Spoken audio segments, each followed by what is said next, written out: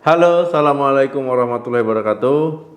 Teman-teman, kondisi hipoglikemia ataupun gula darah rendah ya di bawah normal ini sering terjadi pada penderita diabetes. Nah, penderita diabetes ya sering mengalami hal ini ya karena memang gula darahnya itu gampang berubah. Hipoglikemia ataupun kadar gula darah rendah ini tidak boleh dibiarkan, tidak boleh dianggap sepele. Kalau seandainya berat, ya itu malah bisa menyebabkan koma, kematian ya. Jadi nggak bisa dianggap remeh. Jadi ada komplikasi yang timbul ketika kadar gula darah rendah. Jadi kita akan membahas hindari gula darah turun di bawah normal.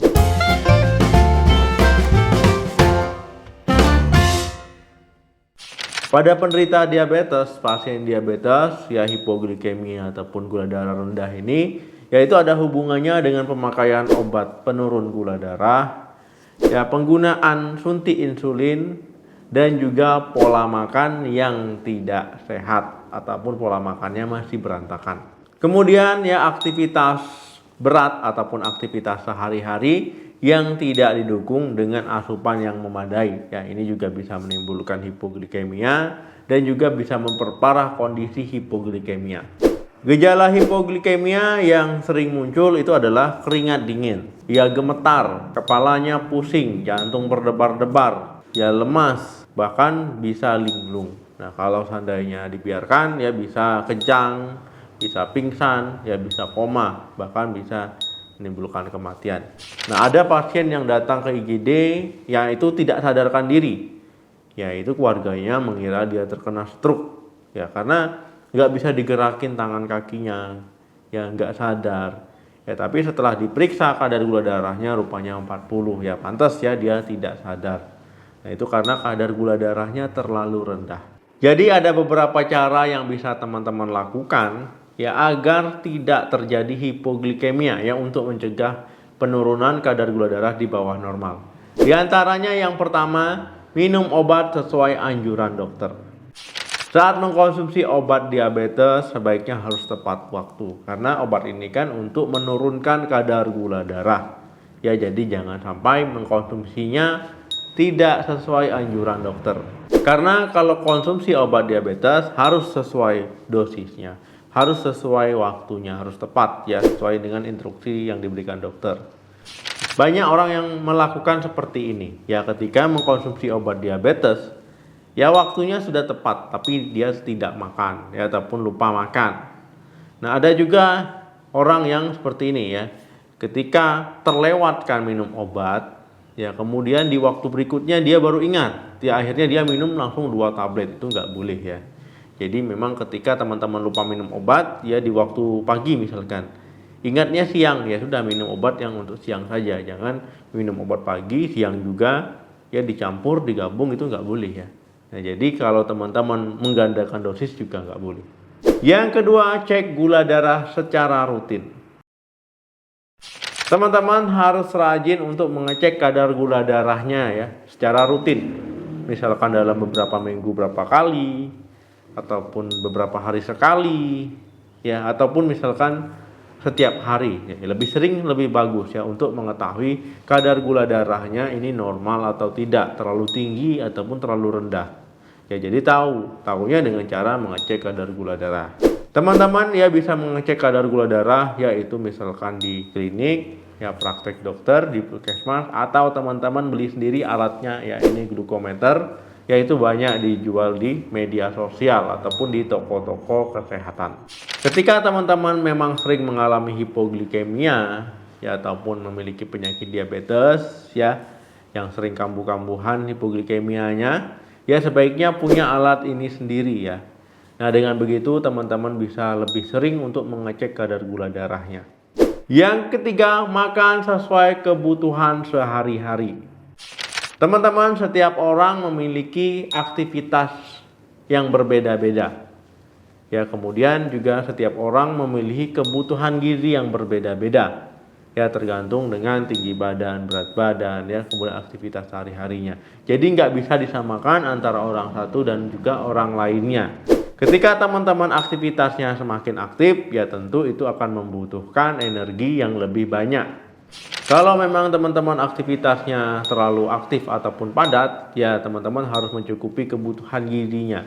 Ya teman-teman bisa berdiskusi ya dengan dokter ataupun dengan ahli gizi ya untuk seberapa banyak sih kebutuhan yang harus teman-teman penuhi. Ya teman-teman harus memenuhi karbohidratnya. Ya kalau bisa karbohidrat kompleks, kemudian proteinnya, lemak sehatnya, kemudian juga vitamin dan mineralnya. Yang keempat, jangan lewatkan waktu makan. Teman-teman, waktu makan merupakan hal penting, kunci penting ya, agar tidak terjadi hipoglikemia ataupun penurunan gula darah di bawah normal. Orang yang diabetes, mengkonsumsi obat penurun gula darah ataupun yang memakai insulin harus tepat makannya. Ya maksudnya makan pagi, sarapan, makan siang, dan juga makan malam. Jangan melewatkan makan sarapannya, jangan melewatkan makan siangnya, jangan melewatkan makan malamnya. Ya, jadi harus tepat makannya. Kalau teman-teman takut lupa, ya pakai alarm. Ya, setting alarm, ya sarapan jam berapa, makan siang jam berapa, makan malam jam berapa. Kok jadi repot dok? Ya tidak ya. Alarm itu membantu ya mengingatkan kita kalau memang kita sibuk ya ataupun aktivitasnya padat. Dan saat makan ya pilihlah makanan yang sehat sesuai dengan kebutuhan teman-teman, sesuai dengan penyakit teman-teman diabetes ya. Jadi jangan makan sembarangan. Yang kelima, selalu sedia cemilan. Teman-teman penderita diabetes itu nggak tahu ya kapan muncul hipoglikemianya, ya hari apa, jam berapa itu nggak tahu. Kalau nggak muncul ya lebih bagus ya. Kalau seandainya muncul ya teman-teman harus wanti-wanti. Jadi ya sebaiknya teman-teman harus sediakan cemilan ataupun makanan ringan ya saat berpergian keluar rumah. Karena saat teman-teman merasa pusing, ya gemetaran, keringat dingin, ya jantung berdebar-debar ataupun lemas, ya. Nah, itu teman-teman langsung makan cemilan ataupun makanan ringan yang dibawa. Ya karena kalau keluar rumah kan ya repot ya untuk membelinya. Jadi harus disedia di tas misalkan begitu. Teman-teman ya cemilannya harus cemilan yang sehat. Kemudian teman-teman juga harus memperhatikan gizinya ya, bergizi ya, tidak menaikkan gula darah mendadak. Nah, itulah cemilan yang harus teman-teman bawa. Yang keenam, jangan olahraga berlebihan. Teman-teman orang diabetes ya jangan sampai tidak olahraga sama sekali. Banyak orang yang sudah diabetes ya malah nggak olahraga. Ya takutnya nanti ya kenapa-kenapa, takutnya bahaya. Enggak seperti itu ya. Olahraga ini bagus untuk penderita diabetes, disarankan. Karena dengan olahraga ini hormon insulin ya lebih optimal ya dalam menurunkan gula darah teman-teman.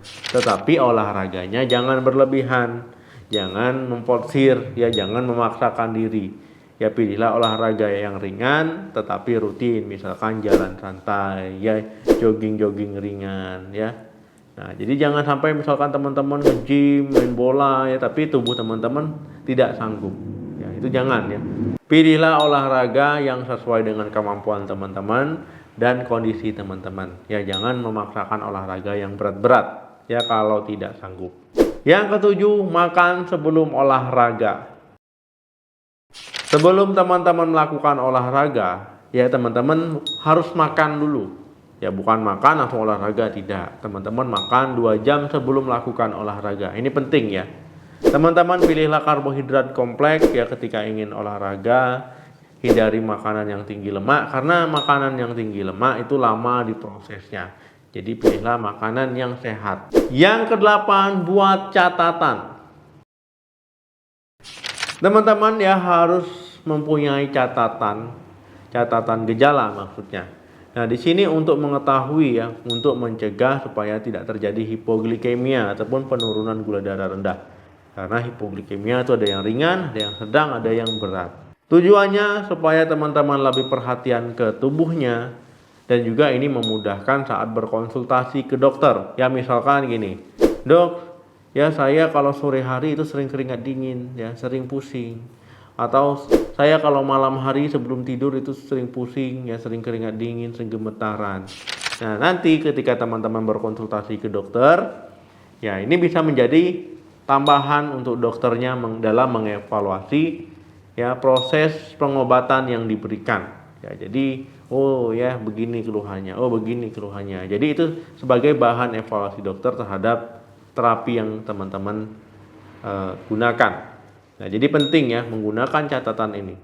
Nah, teman-teman ya, orang yang diabetes, orang yang mempunyai penyakit gula darah ya, bukan hanya gula darahnya tinggi mendadak saja ya bisa tinggi, dia juga bisa drop rendah. Ya, ini berbahaya juga. Ya, jadi jangan disepelekan. Bagus dong gula darah rendah, ini enggak bagus ya. Ini bisa menimbulkan komplikasi yang berbahaya dan juga sering terjadi pada orang diabetes. Apalagi yang saya sering temui orang-orang yang usianya sudah di atas 40 tahun ya. Nah, ini datang-datang tidak sadarkan diri. Ya, datang-datang tangannya kaku ya, disangka orang stroke. Ya, datang-datang gak bisa ngomong, cuman matanya saja terbuka ya, sekali dicek ya ternyata gula darahnya rendah. Nah, jadi itu tadi ya tip ya agar terhindar dari gula darah rendah bagi penderita diabetes. Terima kasih yang sudah menonton video ini sampai habis. Jangan lupa like, share, dan komen. Sampai ketemu lagi di video saya selanjutnya. Salam sehat, sampai jumpa.